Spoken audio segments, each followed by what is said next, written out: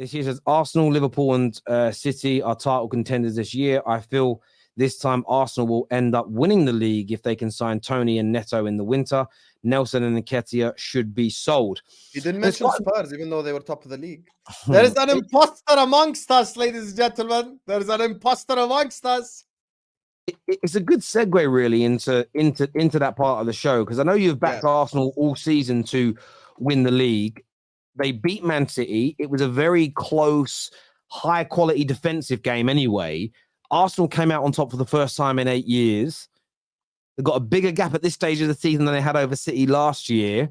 You must be, again, in terms of your prediction, I know you don't want Arsenal to win the league. You want Liverpool to. But in terms of your prediction, you must be a lot more confident now, having seen them get over that hurdle with City. Yes. Look, Arsenal, here's the thing, bro. Like, with Arsenal, the thing is, okay, I'm going to just say it. I want to stop myself, but I can't. I'm a Liverpool fan. I don't need to create and force a rivalry like certain other clubs, Man City, need to do. I don't need to. Like, I can just sit up here and actually hate actual clubs I hate. I hate Manchester United. I hate Everton to a smaller degree. Chelsea and City. I have zero hatred towards Arsenal. My entire life, we've been crap when they've been good. They've been good when we've been crap. We've never been in a race together or any of that. If Liverpool and Arsenal are in a title race, I'm backing Liverpool 100%. However, in terms of prediction, then I did predict at the start of the season that Arsenal will win the league. And I think this squad is a bit more mature. It's a bit more complete. I think Declan Rice winning the Conference League with West Ham is genuinely a how can I say this, is a great experience for him in terms of winning. I sat up here when 99% of the people after City won the treble came out and said City are going to win the league. I don't think City are going to win the league. City are not leaving this season with the Premier League title.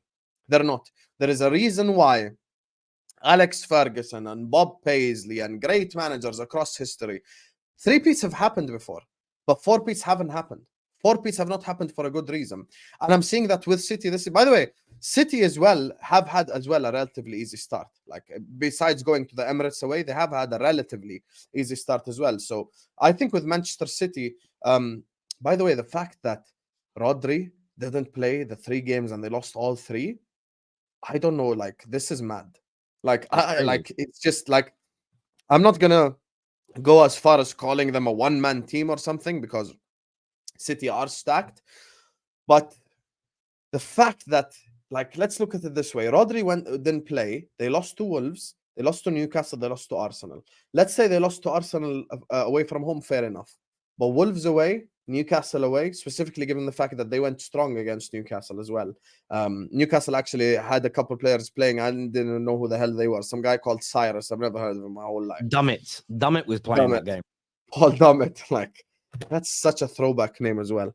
So for me, I don't think City are leaving this season with a Premier League title. I think Arsenal are going to win the league this season. With Liverpool, though, because since we're talking about title race, we must keep it close until January. If we keep it close until January and then make the proper signings in January, then stuff will change for us. So this is the thing. But one thing I will be critical of Klopp this season is I think he's taking the Europa League group stages too seriously. I would have been rotated a little bit more, you know, seeing the likes of Van Dijk, Salah, players like that in a couple of Europa League games. I don't like that. We're not going to moan about it now because we're winning, but come March time, I don't want to hear anyone talk about fatigue, shit like that. So for me, I think Arsenal win the league this season. And I'll be honest with you, if they do win it, then they do deserve it. And you know, they have to earn the right to win the league this season. And I don't think City are 4-peating. And by the way, you can see it in the game. Speaking of, I'm going to give Arsenal praise again now. When you watch a game like Arsenal versus Manchester City, or you watch Liverpool versus Manchester City, or even you watch Arsenal versus Man United back in the days where there was a title race, games like that. Games like this are not open. Games like this are not tit for tat, attack for attack. Arteta's defensive masterclass was on full display against Manchester City. The fact that Haaland had 0 XG explains everything to me. Like Erling Haaland, who many recognize as the best striker on earth, many people say, had 0 XG. 0 expected goals. This was Manchester City's lowest shots on target since 2010. So we're talking about since Pep Guardiola, since Pellegrini, since Mancini. We're talking 2010. I believe Mark Hughes was the manager. I could be wrong, before Mancini. So it was a long ass time ago that they last had a shot on target. So one shot on target, sorry. So for me, the fact that they defended that well is a positive indication. And one guy I'm going to prop up is William Saliba. I think Saliba was phenomenal in that game. I watched some of the straight facts yesterday. I hear why Sava is saying Saliba is the best player in the league. I wouldn't go that far, but I think he's been one of the better players in the league this season. Definitely the best center back in the league so far this year. And he's like Saliba's like a Rolls Royce now. Like Saliba in these next 2-3 years could become, you know, maybe even quicker than that. But the problem is we need consistency from players. That's the thing. So we need them to do it multiple times. Is Saliba could become the best center back on earth. You know, and he's definitely in that conversation right now. So for me, I think the fact that he had zero XG tells you all you need to know. He had fantastic defensive display. And for me, if I'm being honest, look, you create your own luck. Yes, they scored with a deflected goal. But when I look at the stats, Arsenal had 12 shots. City had 4. Arsenal created their own luck. City passed left, passed right 800 times, did fuck all with it. That's not my problem. They were toothless. And there's a final guy I want to speak on. Phil Foden. It's time for Phil Foden to rise. This was his opportunity. This was his opportunity to play in midfield, to deliver, play right wing, wherever, deliver. And he failed to do so, in my opinion. I don't think Phil Foden's delivered these last 3 games. I'm just being completely honest. You know, we sit up here and we do Foden Saka conversations. We say Foden is one of the generational talents, blah, blah, blah, blah. And for me, Phil Foden didn't step up to the plate when it was required of him. And if you're going to say Rodri was out, so was Saka. So you can't sit up here and pick and choose who you feel bad for with injuries. And so was Partey, and Timber's out, and whatever else. Martinelli didn't start the game. So I keep hearing this. And the thing is, back to Phil Foden in a second, I don't even feel sorry for Rodri being missing. He was missing because he strangled someone.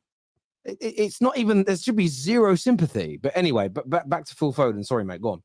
Yeah, with Phil Foden, I think this is the time now where you expect Phil Foden to step up. Because Phil Foden, if you go back 3 years, Phil Foden was put in lists next to Kylian. Now, if you mention Kylian and Phil Foden in the same sentence, you get laughed at, and rightfully so. I can't lie to you. I was disappointed in Phil Foden's performances because he should have stepped up. He should have stepped up, and he hasn't stepped up. And that's the ultimate reality for me. And by the way, even Kovacic should have been sent off, as we've been speaking about earlier, which would have given an even further advantage to Arsenal. And in case you guys are unaware, let me give you 2 quick statistics. Edin Ketia had more XG than Erling Haaland, and Zinchenko had more XG than Erling Haaland. This is why later on this October, Lionel Andres Messi will be lifting that Ballon d'Or, because you cannot give a cyborg a Ballon d'Or. Leave that to the human beings. Well, when it comes to Phil Foden, what's interesting is around 2 years ago, Pep Guardiola's words were, and I want to read it out verbatim. So the headlines say he said he's better than Messi. He didn't say that. What he said is, I have said many times in press conferences, but maybe not said it in front of him, Phil is the most talented player I've ever seen in my career as a manager. So he hasn't name dropped Messi, but if he's the most talented young player we've ever seen, that implies he thinks he's more talented than Messi because he's the most. I think Phil Foden's issue is that in those really important formative years as a younger player, when you need regular starts, he wasn't starting. I think the way City, and whether that City rotate loads of people in and out, there's times where why John Stones on the bench for 4 months? Well, because of the way the system's changed or whatever else. But when you're as young as Phil Jones was, 17, 18, 19, 20, if you're not playing, I'm not too sorry. I think when I said Phil Jones, I meant Phil Foden. How old is Phil Foden now? He's 23 now. He's 24 at the end of the season. He is not, again, officially he can still win Young Player of the Year, but he's not a youngster per se anymore. He's not a 17, 18-year-old. He can still get better from this point, but I actually think what he may just have suffered with is not starting enough games. And even looking now in his career, 13 league games, 23 league games, 28, 32. But how many were sub appearances? I don't know. I need to go and check that as an example. How many were actually starts? You know, he's played 200. He's featured in 200.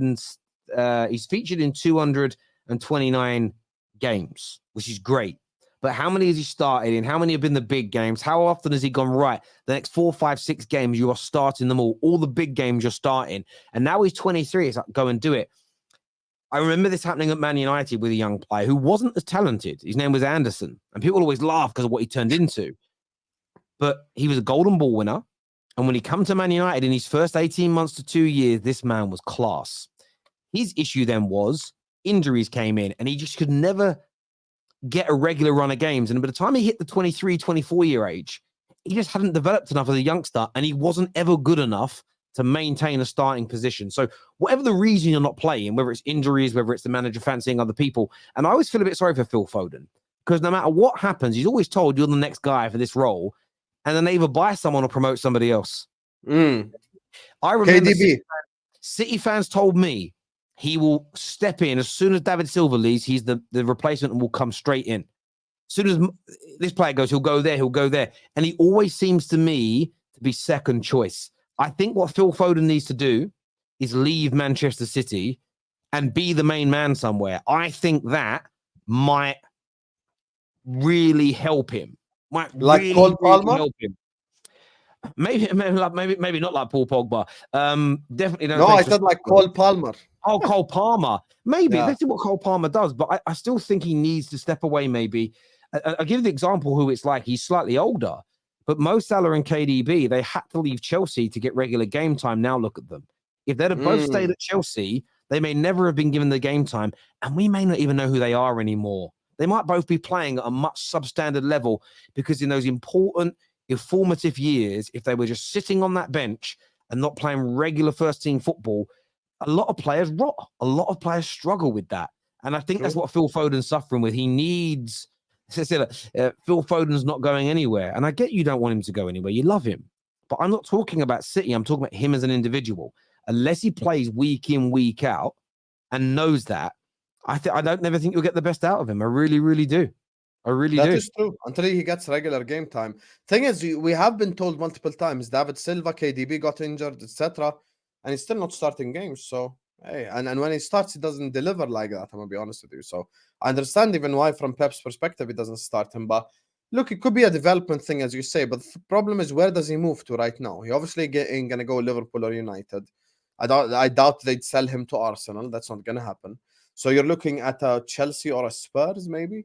If he goes to Spurs, he's never winning a trophy in his whole life. So, you know, it's either that or Chelsea. So good luck to him. Or Villa, maybe, if he wants to be the guy in that project. I don't know.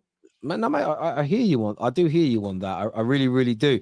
And it's not a dig at Foden. I think he's an extremely, extremely talented football player. I really, really do.